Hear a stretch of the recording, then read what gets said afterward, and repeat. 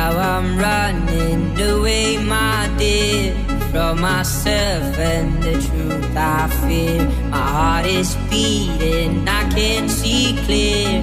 How I'm wishing that you were here. You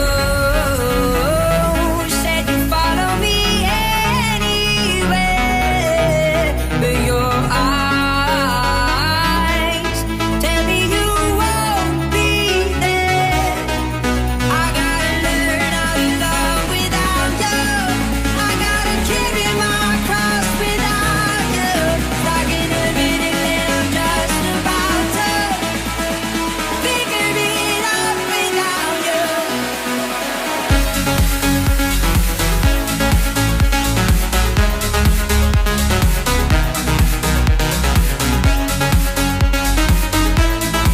I'm going body inclined without you.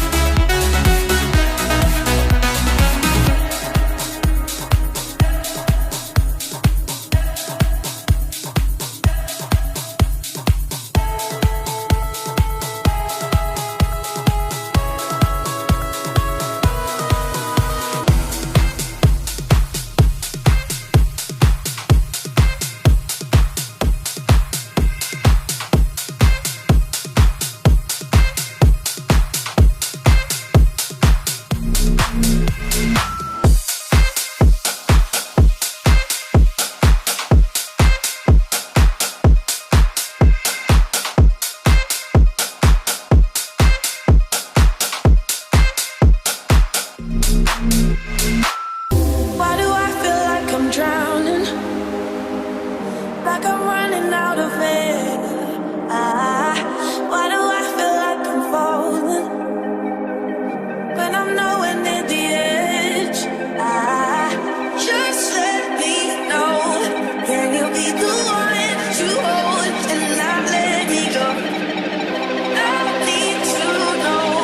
Could you be the one to go when I lose control? When I lose control. When I lose control. When I lose control. When I lose control. When I lose control. When I lose control. You be the one to go when I lose control. Yeah.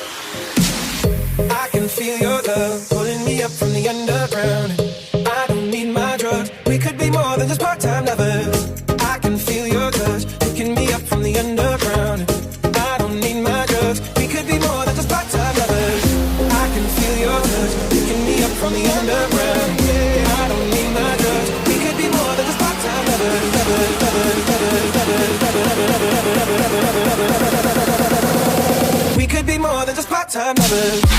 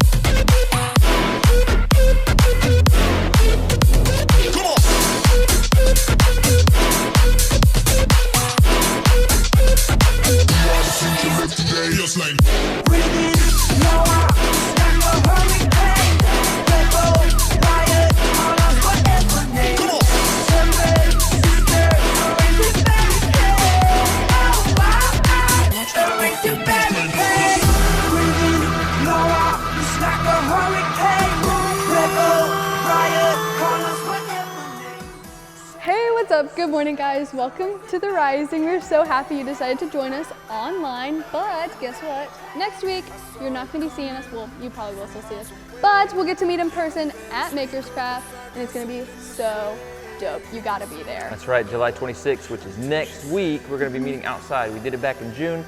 It was a hit. It was hot in several senses, and it's going to be hot and a hit next week as well. We're excited to actually gather again in person.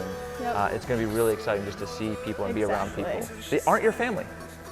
For You love your real. family, right? But sometimes you just love need- them, but you don't always like them. Yeah, you just need other people. Hey, welcome to today's continuation of the series that we're in. We are the church. Another great message lined up, another great story lined up for you guys today. Cannot wait for you to hear what's going to be said today from the message. I believe that if you come with an expectant attitude, with an open mind and an open heart, you're going to leave today better than when you tuned in this morning. I'm really excited about this series. We've already heard some great stories from some people this series, and it's been really inspiring, and it's really opened up my eyes and kind of just seeing... just hearing other people's stories, hearing yeah. other people's sides. Like, I don't get to see those point of views. Right, and it helps me kind of see people, as persons, not just a group think kind of thing. And so it's been really, really great, and I hope that you've had the same effect as well. I want to remind you that you can continue to return your tithes and bring your offerings online via the website, wearetherising.com/give. Set up an online account and you can return your tithes just the way that Pastor and his family do it. Or you can send a text to 45777, the amount you'd like to give, keyword The Rising, all one word, all mashed together.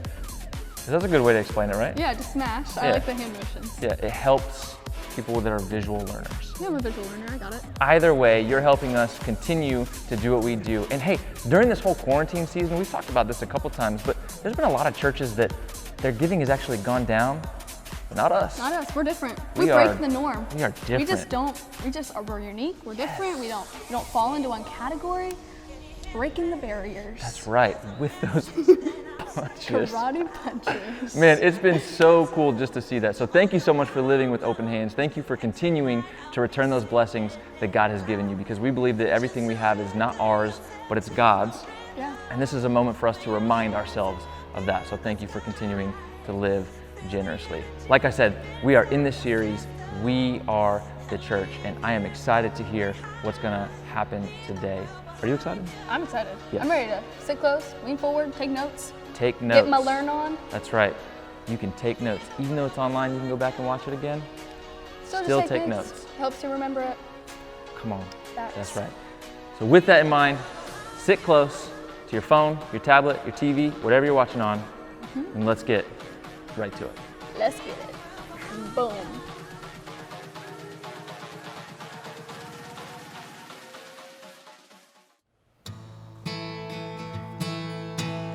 There's got to be more than going back and forth, doing right, doing wrong. 'Cause we were taught that's who we are. Come on, get a line right behind you and Lord, everybody, thinking it's worth it what you do. And like a hero, it sees the stage when we're on the edge of our seat, seeing it's too late. Let me introduce you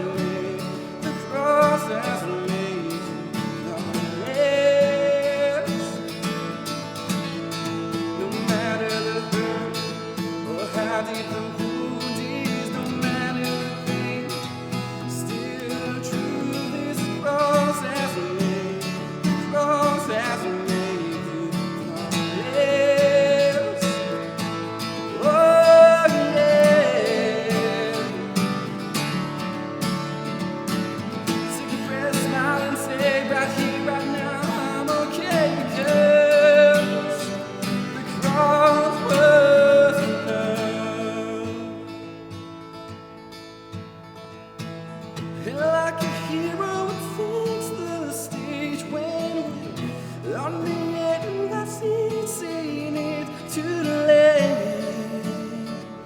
Let me introduce you to grace, grace, God's grace.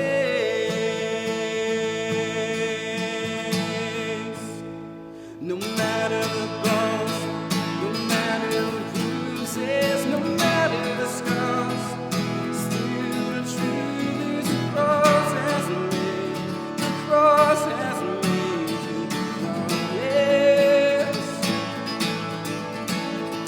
No matter the hurt or how the wound is, no matter the pain, still the truth is the cross has made, the cross has made you glorious. No matter what they say or what they think you are, the day you called his name, it made you glorious. It made you glorious. No matter the bumps, no matter the bruises, no matter the scars, still the truth is the cross has made, the cross has made you glorious.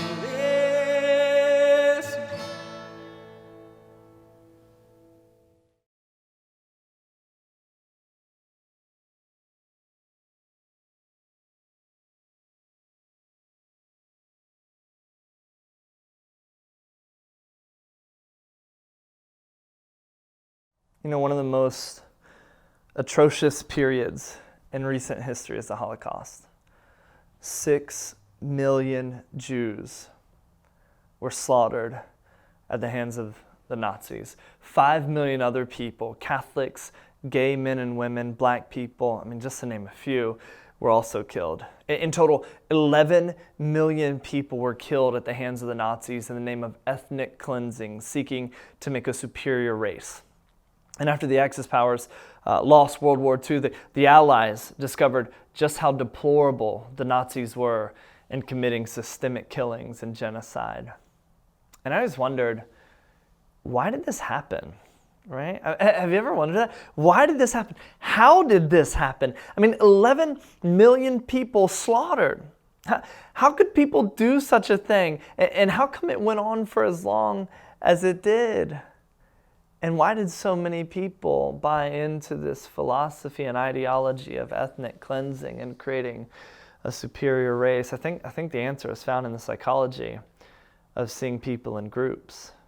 See, Germany was devastated after World War I. They were vanquished, defeated, reeling and recovering from the loss.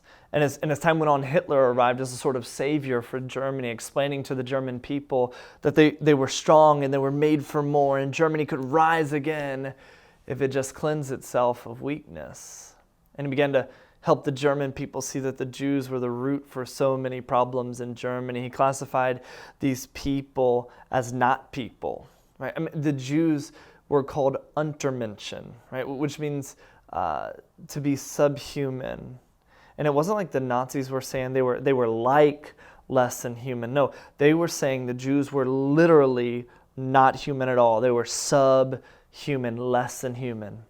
And David Livingston Smith, the co-founder and director of the Institute for Cognitive Science and Evolutionary Psychology at the University of New England, says that when people dehumanize others, they actually conceive of them as subhuman creatures, justifying acting aggressively toward them. See, Hitler helped Germany see Jews not as humans, but less than human. And he relegated them to this being of like this nameless, faceless group of rats that needed to be exterminated. And it's because a nation came alongside this thinking, it created fertile ground for the Holocaust to happen. In the same mindset and approach of grouping people into nameless, faceless groups, not seeing individuals and hearing them and understanding them, is what fueled the U.S. internment camps of the Japanese in our own country. Right? I mean, in our own country, we created concentration camps in the 1940s to house Japanese people there. It's what fueled the Rwandan genocide of the early summer of 1994, where 1 million people were killed in just 3 months. It's the thinking that calls Cortez to exterminate the Aztecs and European settlers to reduce Native Americans to live on reservations. It's this us versus them mentality, this very covert and subtle mentality that all people are capable of adopting. All of us are capable of adopting this us versus them mentality that dehumanizes others by only seeing them in groups. See, once I'm able to place you in a group and see you as less than, once I'm able to assign stereotypes to you, once I'm able to paint you with a broad brush, it allows me to ignore you and to keep calm and carry on and go about my merry ways, because I've already made a determination about you, already have it made up in my mind who you are, because you're part of this group, and this is what I think about that group. You know, one German man recalled his time living in Germany as a boy during the Holocaust, and he said, I consider myself a Christian. I attended church since I was a small boy. We had heard the stories of what was happening to the Jews, but like most people today in this country, we tried to distance ourselves from the reality of what was really taking place. I mean, what could anyone do to stop it? And after all, I'm not one of them. That's them. They're in that group. That's their problem. And he said a railroad track ran behind our small church, and each Sunday morning, we'd hear the whistle from a distance and then the clacking of the wheels moving over the track. And so we became disturbed when one Sunday we noticed cries coming from the train as it passed by. And we grimly realized that the train was carrying Jews. They were like cattle in those cars. He said week after week that train whistle would blow. We would dread to hear the sound of those old wheels because we knew that the Jews would begin to cry out to us as they passed our church. It was so terribly disturbing, he said. He said, we could do nothing to help these poor, miserable people, yet their screams tormented us. We knew exactly at what time that whistle would blow, and we decided the only way to keep from being so disturbed by the cries was to start singing our hymns. He said by the time that the train came rumbling past the churchyard, we were singing at the top of our voices. If some of the screams reached our ears, we'd just sing a little louder until we could hear them no more. He said years have passed and no one talks about it much anymore. But I still hear that train whistle in my sleep. I can still hear them crying out for help. God, forgive all of us who called ourselves Christians, yet did nothing to intervene. He said when the train passed with the Jews on the train in the car, we as Christians in our church just sang louder. You know, we've been in this series called We Are the Church. And the theme passage for this series is the command that Jesus gave us. John chapter 13, verse 34 says, a new command I give you, love one another. As I've loved you, so you must love one another.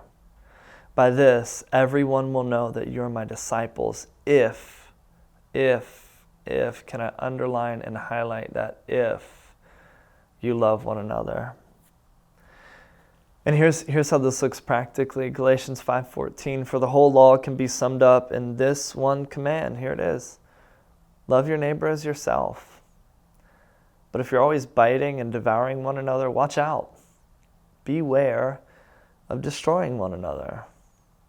And we found in the first week of this series that a man once asked Jesus who his neighbor was. Because Jesus said, the greatest commands are this, love God and then love your neighbor. And the guy, he wanted to find out, who do I have to love and who do I not have to love? So he said, Jesus, who is my neighbor? And then Jesus told him the story of the Good Samaritan. See, Jews and Samaritans hated one another, and there was this division between them because they looked different, they believed different, they worshiped different, they lived different. Like the Jews referred to the Samaritans as dogs. They saw them as subhuman, and they hated them because that's a nameless, faceless group, and I can write them off. I can paint them with a broad brushstroke. I can assign all sorts of stereotypes to them.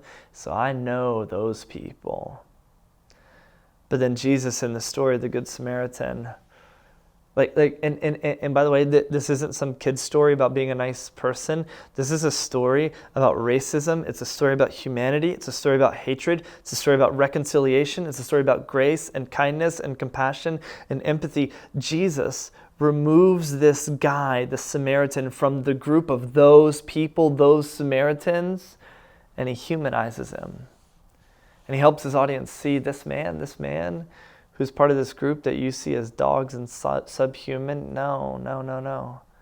He's not that at all. He's actually a man of compassion and love and care.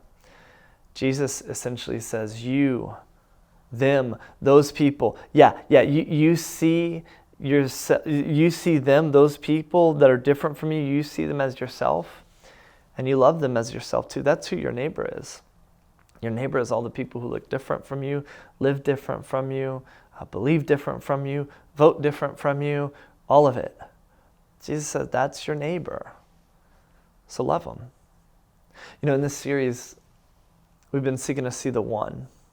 We've been seeking to see the person and to hear their story and see their experience, realizing that all these different people from all different walks of life and backgrounds and beliefs and worldviews can come together united in Jesus, and we all together are the church. And so throughout this series, we've said, we're not going to sing louder, but we're going to stop and we're going to see the person in front of us. Because when we don't see the person in front of us, when we write people off, hey, it might not lead to a Holocaust, but it leads to racism, bigotry, sexism, and worst of all, a lack of love for the very people Jesus told us to love. So, we've said we're not going to sing louder. We're not going to keep calm and carry on, but we're going to stop and see the person in front of us. And I want to introduce you to Adriana.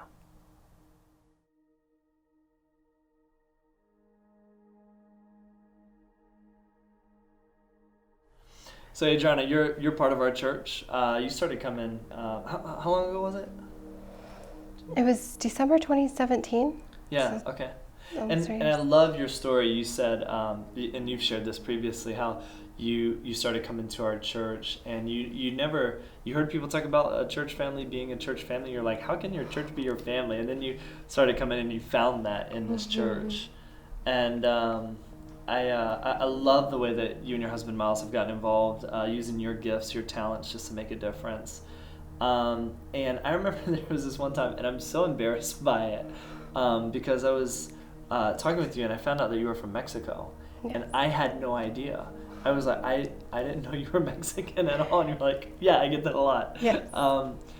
But as we talked, I found out even more about you, that I think is, when I found that out, I said, oh, we have to share your story, because you fall in a group that many people write off, many people have all sorts of stereotypes about, and really strong political views on. And throughout the series, We Are the Church, we're trying to help people see not groups, but individuals, and help people see, oh, those people are this person. And you have a story, I think, that's worth sharing. And so Thank you. So as we talked, the group you fall into is being an illegal immigrant, I guess. I don't even know, is that the phrase? Is that the term, or is there a better one? Many terms for us, but Yeah. I like to tell people undocumented. Yeah. I think that sounds more humane. That's better. Okay, good. Yeah. Because the group is, those illegal immigrants. Yes. So it's like, no, wait. We're undocumented citizens? Undocumented? Right. Yeah, I mean, citizen is someone that lives in a certain region, and but we're just not U.S. citizens, but we're still individuals, and illegals, undocumented, other horrible names, but... Yeah. So tell us your story. about coming to the U.S., how that happened. Just tell us your story. Well, I was born in western part of Mexico. It's a state called Nayarit. In particular, I was born in Santiago, Ixcuintla, Nayarit. So I was brought to the United States when I was 2. Okay. Now, before that, my father was a legal migrant worker. So he came here with a work visa for 9 years.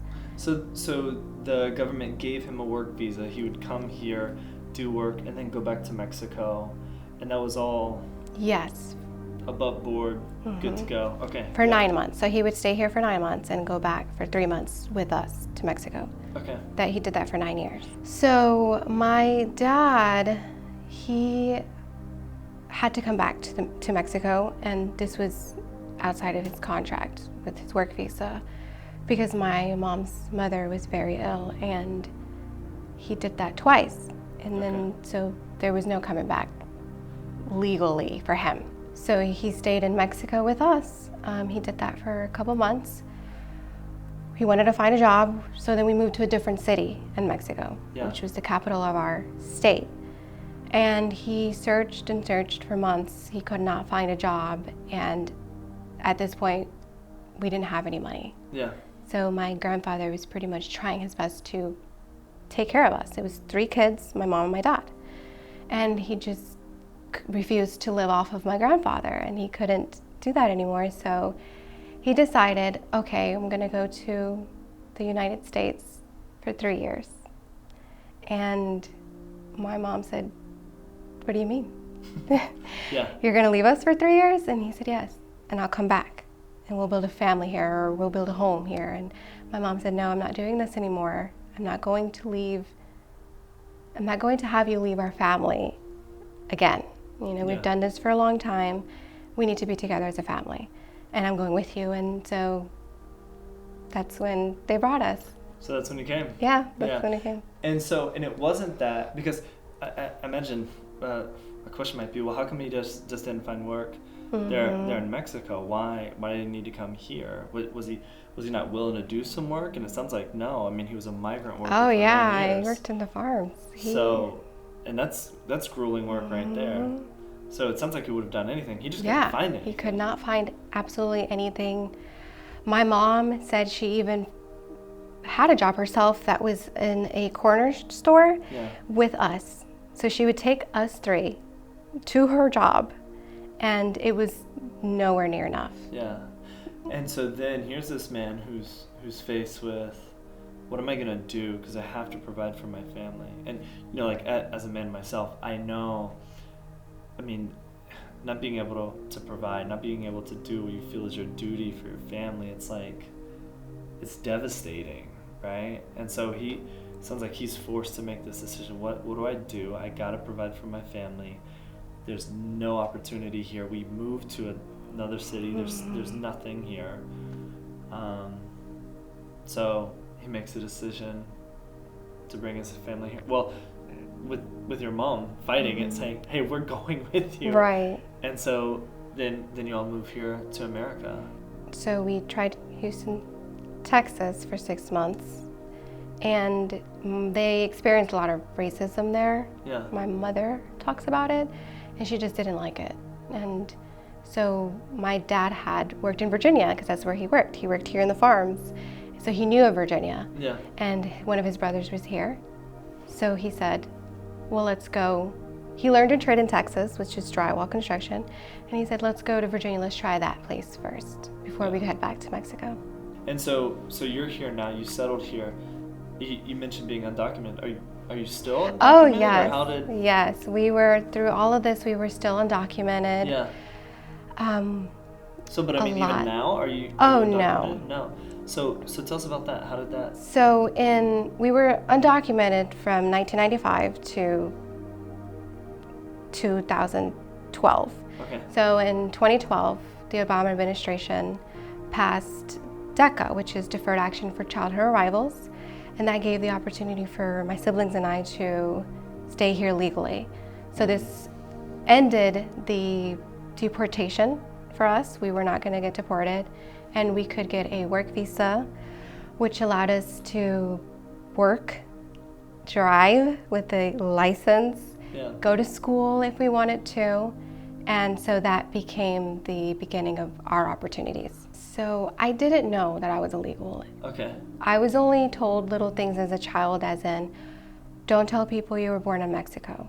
Okay. Protect your family, with not saying anything like that. So I never spoke about where I was born or me being brought to America. I was taught to pretty much keep within ourselves. So as a family, we didn't have that many outside friends, and as well as we just didn't really talk about it until I was about 9. I talked about college to my mom, and I just mentioned to her that I wanted to go to college and I couldn't wait for that, and then she tells me devastating news. You know, honey, that's not gonna happen as of now, because you are an undocumented immigrant. And I did not understand. I asked her, what does she mean by that? And she came and told us, me in particular, because I was telling her about college, that they brought us here illegally, that by law I was not allowed to be here, so therefore I wasn't allowed to go to college. And it didn't fully hit me until I was in high school, when I was growing up and everybody was talking about college and applying. Right. That's when I ended up feeling shame. I just felt sad and confused. I didn't understand why people didn't want us here, when all I could see around me was that my parents were very hardworking individuals and they didn't do anything wrong. So at 9, you're talking to your mom about this dream of going to college, and at 9, it's like, sorry, you got to dream something else. And at 9, that's when parents are like instilling that in their kids. Hey, yeah, you're going to college and all that, but because of your status, your mom would say, sorry, that's not the cards. And then it sounds like, too, growing up, you felt like you had to hide a lot of who you were. And I don't want to put this on you. Was there a fear? Yes. Growing up? Yeah, tell me Yes, about there that. was fear of being separated, Yeah. of my father being deported. He was the breadwinner. Yeah. He was someone that we needed 100%, and he was out there more because he had to go to work a lot. He worked all the time, and he had to drive everywhere. So it was the fear of being even stopped by a police officer at that time, and it was just the fear of him being deported, and then thinking, what's going to happen to us? Yeah. Are we going to have to go back? And what life do we really have over there? That's a question that I asked my mom. Why did we come here? And she elaborated on, well, because there was no life over there. There was no money, no food, no education for us, and that's why we were here. And so you were upset when you found out that your family was made up of undocumented immigrants, that you're in this state. But then it was revealed to you, we didn't have many options. Yes. So here we are. Yes. It was confusion as to why would we be here when we were not wanted. Yeah. But it was then understood as I grew up, because there was no other choice. Now, for the person who says, but you were here illegally, so that's what you deserve, what do you say to that? I think it's wrong to tell others what they deserve. Yeah. I think that's not our place. Right.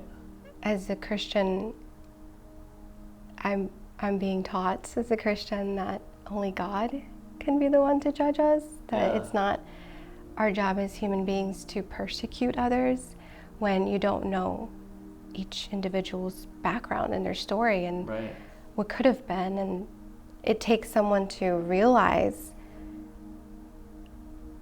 what truly they go through, and to put your shoes in someone else's, and to think, to put yourself in someone else's shoes. To put yourself in someone else's shoes, and to think that could have been my family. Right. Because what is it, by luck I was born I was born in Mexico, or we were just born. Yeah. We were just born in a country that, unfortunately, there was no opportunity for us. Yeah. So. And if I said, yeah, but if I was in that situation, I wouldn't do it. But the thing is, I don't know what I would do because I've never been in that situation. You're hypothetically speaking. Yeah, and when people do that, it's like, well, I wouldn't. But you don't know because you didn't grow up. Right. You weren't dealt those cards. Right. We were. And my family decided something that was beneficial for the well-being overall. I could go into detail about even the safety. Right. When we were living in that city in Mexico, it wasn't as criminalized. It wasn't that bad. Right. However, fast forward 5-10 years later, it became a bloodshed. Yeah. It became really unsafe where people outside of the city could not travel there. Right. You were warned, do not come to the city. This is the city we left. So looking back at that and thinking, that could have been our life, and God knows we're only where my brother could have been left at, myself, my sibling, my sister. Yeah. It's so many things that really, truly, my parents made the best decision all around for our safety, for our well-being, to be able to eat, to be able to learn very well education, because it's a different education in Mexico as well, and to be where we are now as individuals. So for someone though, for someone who says, yeah, but it's the law, why don't you just come legally? There's a process, there's a system, why don't you just come through that? Right. Tell us why. Yes. So the process, there really isn't one for us. My parents didn't have anyone to petition them. They didn't have a parent. They didn't have a spouse, because it was both of them in Mexico. They were not citizens of the United States. You have to have someone that's a U.S. citizen petition you, whether it's your parent, your spouse, or so it's petitioned by your parents. So someone who lives here already. Right, that's a citizen. Vouching for you, essentially. Right. Yeah, okay. And we didn't have that. Right. And not only that, but there's just no other way. My dad did do it with the work visa, but that wasn't all of us together. But and then there's a cost associated with it. What's the cost? Oh, it just depends on where you're located, where you're from, the nationality. But for instance, I am a U.S. permanent resident now. I was petitioned by my husband. Yeah. That cost us about $8,000 to $10,000, and for you to become a citizen. I'm not even a citizen yet. Oh, for you to, okay. Yeah, for me to become a U.S. permanent resident. So that's the first step. And then you can ask, with the time frame that is approved, to become a citizen, and that's a different charge. Yeah. So it took years. And so how long? So we petitioned, it took us about 3 years for the process. Okay. And money. And during that time, though, you're living here. Right? Yes, I am living here. So years ago, when I was in student ministry, I would lead students down to Ensenada, Mexico, and we'd build houses there for families that didn't have them. It'd be like a 20 by 20 square foot house. And at the end of the week, we had to raise the money for the supplies and all that to build the house. I think it was probably $8,000 or $10,000 to build this house, right? But at the end of the week, the families would make us a meal, right? Empanadas, tamales. I'm not saying it right, I'm sure. Yes, you are. But you got the accent. Yeah, but you are saying it right, even with the accent. All right. So they would make us this meal, and I would always tell the students, hey, be grateful for the meal, because what you don't understand is this meal they're providing for us costs them a week's worth of wages, right? And so now thinking, oh wait, so okay, I want to do it the right way. I want to come legally. I want to go through the system. I want to go through the process. I need $8,000 when I'm making $50 a week that I gotta live on, and it's gonna take years, and I don't have somebody to petition me. Right. Some people even make $50 a month. Yeah.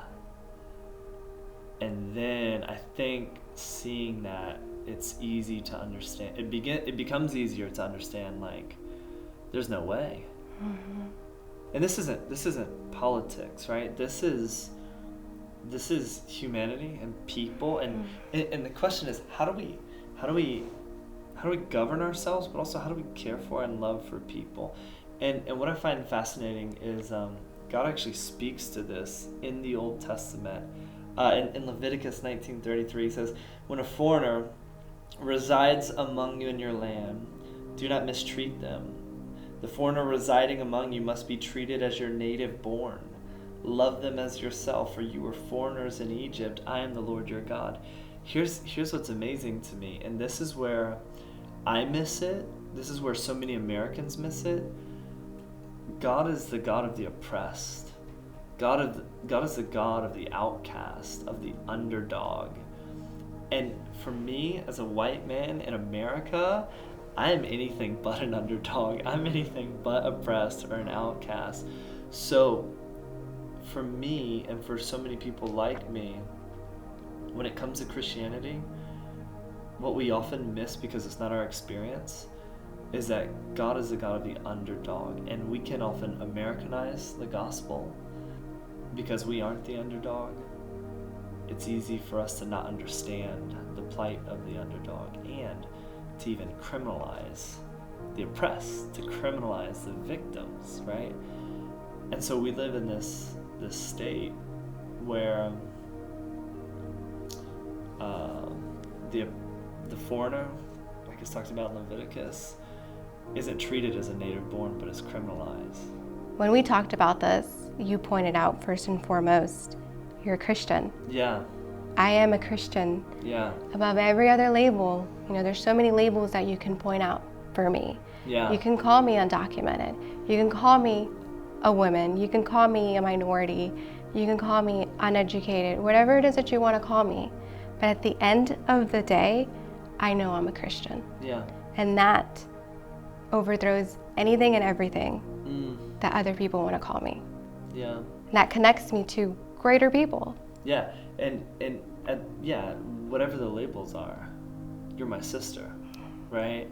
Yes. We're brothers and sisters in Christ. We're Right. part of the same family, and the scriptures teach in the book of Revelation that every knee will bow, every tongue will confess that Jesus is Lord, and there'll be people from every tribe, tongue, language, and nation in heaven, right? So we look past all these other labels and groups and differences, and we see, we're all in the same family. Right. We're all in the same mission, moving towards the same goal. And that's why when we think about how do we interact with and how do we love people who are different from us, different legal statuses, different race, different culture, different everything, we say first and foremost, my allegiance is to God, and that's the higher law for me to follow. And what I find fascinating is in the book of Leviticus, God teaches the people of Israel, who were foreigners, who were oppressed, how to interact with other foreigners and people who are oppressed. He says this: when you reap the harvest of your land, don't reap to the very edges of your field or gather the gleanings of your harvest. Don't go over your vineyard a second time or pick up the grapes that have fallen. Leave them for the poor and the foreigner. I am the Lord your God. And the idea is that here are these people with their fields, and he says, just harvest it once, and anything that's left behind, leave it. And it could be, but wait, that's my field. I worked hard for it. They're going to reap the benefits of my work. They're just leeching off of the economy, off of my economy. That isn't fair. That isn't right. And God's like, exactly. Because you were foreigners and outcasts, and I gave you grace. And the last thing any of us want is fair. Because if we got what was fair, it'd be death and hell. But Jesus gave us the opposite of that. And so then we look and say, well, how do we love others? How do we give grace to others? How do we help others? And how do we see not just their legal status, but how do we see them as human? How do we see them as people? And then how do we love? I think you mentioned two things. Yeah. One of them is people assume that we're leeching on the benefits that taxpayers give. Right. I not once had Medicaid. Yeah. Not once had food stamps. My family, for one, you're not allowed. If you're illegal, your family's illegal, you're not allowed to get anything from DSS, Department of Social Services. You don't have a social. You don't have a social security number. Yeah. So there's no benefits from that. Yeah, so you're not leeching off the economy. No, never have I, ever. Like even getting benefits and not paying taxes, right? No, my father paid taxes for a long, long time, and he did this so he could provide a tax ID number for us. It's an identification number through the IRS, and the only reason is just so we can have some form of identification. Yeah. But he didn't get a refund. He just didn't get any benefit other than just an identification number for us. People know me. People know a lot about me, but some people don't know that I was illegal. Right. That's just not something that I share fully. I mean, why would I have to? Yeah, and at the same time, that's not your identity. Right. That's not who you are. And a problem we often fall into is we lump people into groups, and that becomes their identity. Yes, and they're far greater than that. They're hardworking people. All they want is to live a better life than where they came from, because they know suffering. Yeah. If you were to sit down with my father, he does not talk about this, but he knows suffering. Yeah. He knows hunger. He knows not having absolutely anything, but he will not share that. He just doesn't. Yeah. So you're not Adriana. You're not just Adriana, the kid who came here illegally and is a DACA recipient. Who are you? I am a Christian. I am a wife. I'm a daughter. I am a dreamer. DACA gave me a lot, and being where I'm from showed me hard work and allowed me to persevere.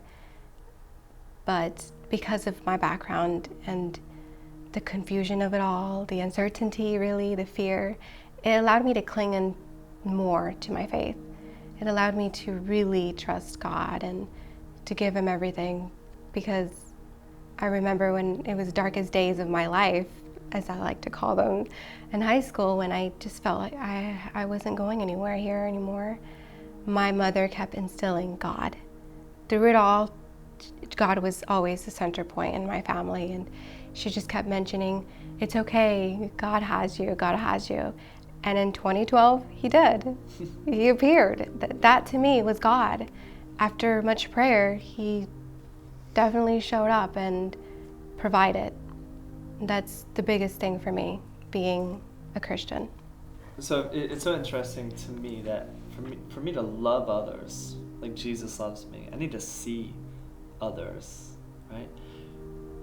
But as we see other people, we often see people through a lens. Like, we see people through a lens of our own experience, our own upbringing, our own background, our own all of that. And we falsely assume that they would do what we would do because of our background and stuff like that. But we don't have that. And so we often have this bias, right, towards other people, so that when other people speak, when other people say things, when other people say a statement, whatever it is, oftentimes because of our bias, we respond with dismissing, defensiveness, or disagreement and arguing. I feel like we live in a society where I either agree with you or I disagree with you, and that's it. And rather than approaching conversations like, how can I listen and how can I be changed by this, it's, do I agree or disagree? And we feed that through our bias. And so you were talking about bias earlier. Tell us something about that.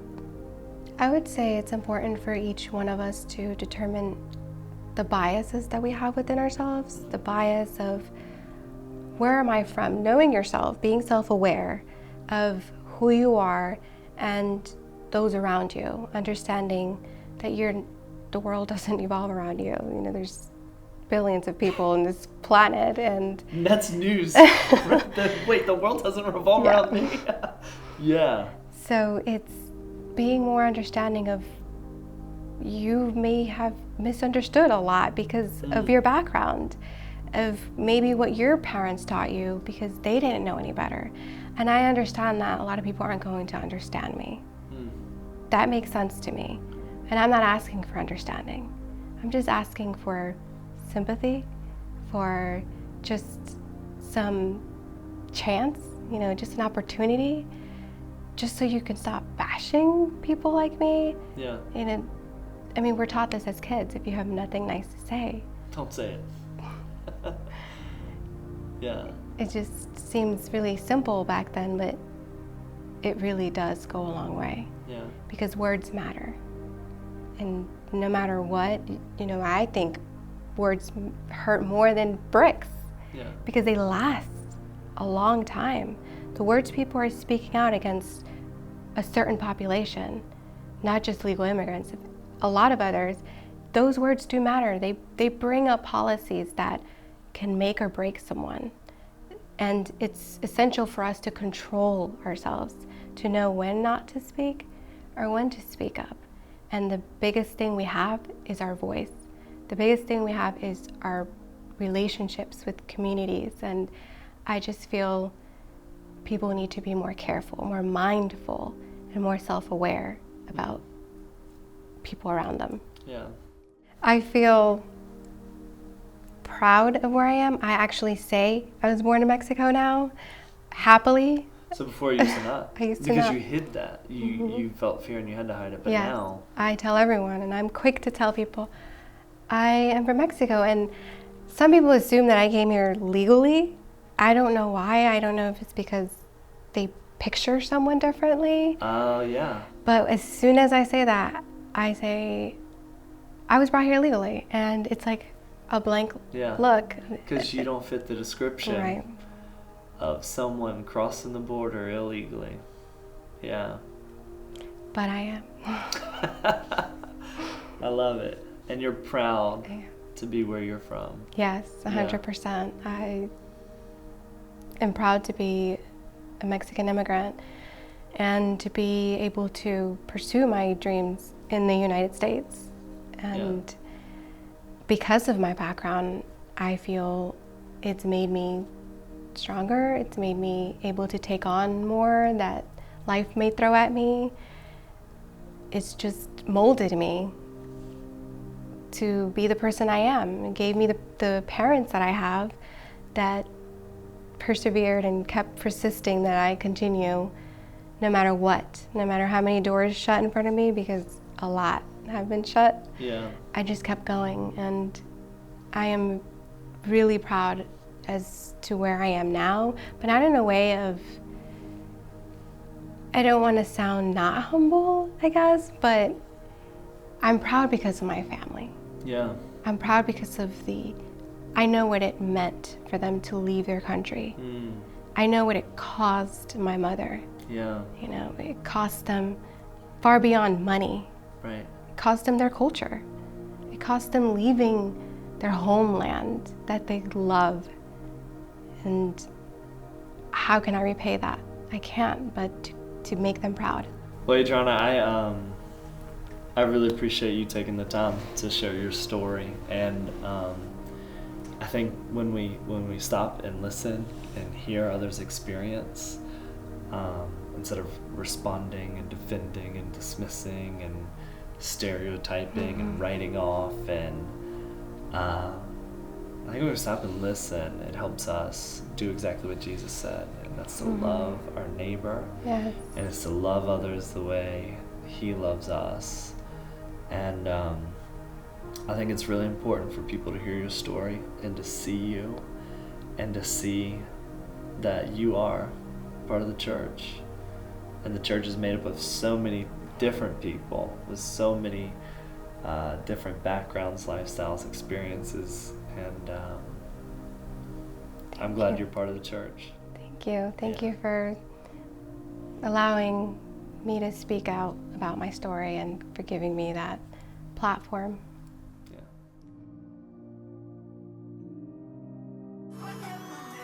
Man, so cool to hear Adriana's story. And I know we say that every week, but it really is to hear their story. It's cool to have a different perspective on something that is a lot of people that are talking about right now that don't know what they're talking about. Yeah, definitely. So it's cool to hear it from somebody who's actually been there, and just what a great story. And again, every single week, what we're going to do is we're going to challenge you to open up your mind a little bit and open up your heart as well. Maybe you need to have a hard conversation with somebody. Maybe it's your neighbor. Maybe it's even somebody in your family, somebody that you work with.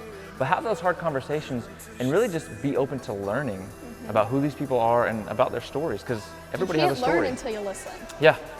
A lot of us need to close our mouths and open our ears. And I think this is a great time, and these are some great messages to help us do that. So thank you so much for tuning in with us today as we continue this series, We Are the Church. I am so excited for what this series has already brought. We're going to be continuing this series as we move forward. Like we said in the beginning, we're actually going to be at Maker's Craft next week. That's right. If you need all the details, we're going to be sending those out on Facebook. So as things develop and as things change, we're going to let you know. Because one of the questions that comes up is, what about weather? Right. What if it's too hot? What if it's raining? All those things. We don't have the answers right now because today's Sunday and a lot can happen in a week. So stay tuned. If you haven't already, follow us on Facebook, follow us on Instagram. We'll make sure to keep you informed. Updated, yep. That's right. We'll be there. We'll be there. I'll be there for sure. We might be shirts, too. Blue shirts, right? Whoop, whoop. We might be doing this there. Who knows? Real and in person. Yeah, who even knows? So you'll get to not laugh at our not funny jokes. Well, in you'll person. be forced to laugh now because we'll see your face. So our funny jokes or unfunny jokes will have to be funny. That's right. So cannot wait.